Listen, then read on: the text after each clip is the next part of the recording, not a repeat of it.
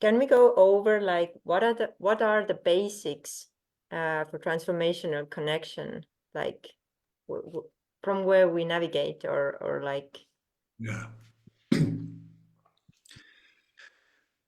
Yeah, a lot of it starts with actually having a bit of space to feel yourself a little bit more, almost like, yeah, well, mindfulness or meditation, where just a bit of space to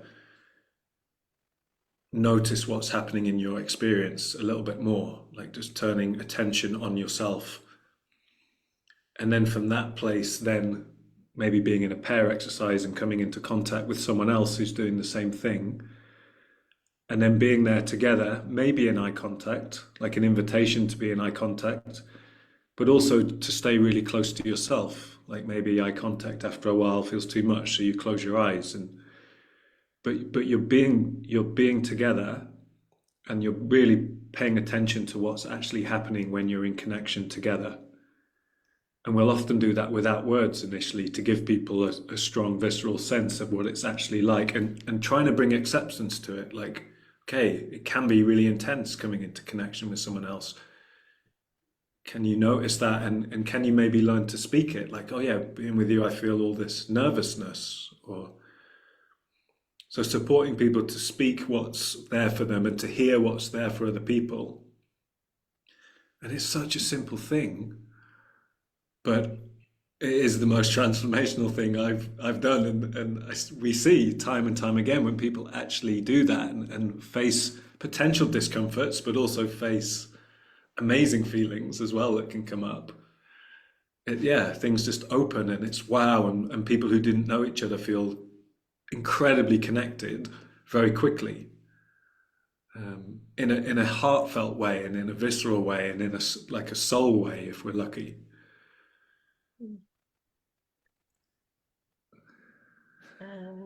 yes, but I can imagine it can also be scary, like because in like everyday life we have gotten all kind of experience in like expressing our truth, or what are we feeling and stuff.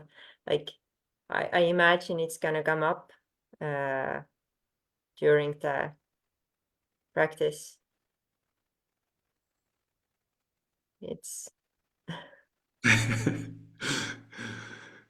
Yeah, I mean, for some people, I imagine very quickly. For others, maybe not for months, and then but then suddenly something happens with someone that touches something from the past, or uh, yeah, I think it will be scary at some point, and I'm just like, it's so worth it.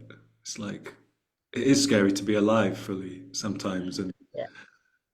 like being able to actually confront those fears and get over them, and the bliss on the other side of that, or the satisfaction.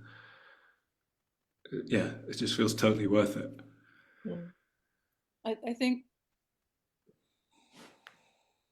I'm not sure if I remember like exact moment, but there was definitely a moment when was the first time when I expressed myself in a real deep vulnerable way, like like straight from the core of my pain or the need that I like. It's like I never ever expressed need from that depth, and it was like my reality was like, if I'm going to say it out, I'm definitely going to be like rejected, hurt, or whatever, something like that happens. And then like still like, okay, I'm going to do it. Because in some level, in a like a mind level, I knew it's just my psyche reacting, and like, yeah, that like kind of structure or like theory helped me probably. Yeah, yeah, and it's still scary, but now I have like experiences like, okay, I've tried it many times, it's still as scary, but it's so worth it. Like I'm usually not rejected. Maybe something happens, it's possible, but still, like, that's the risk. It's so worth it. Mm.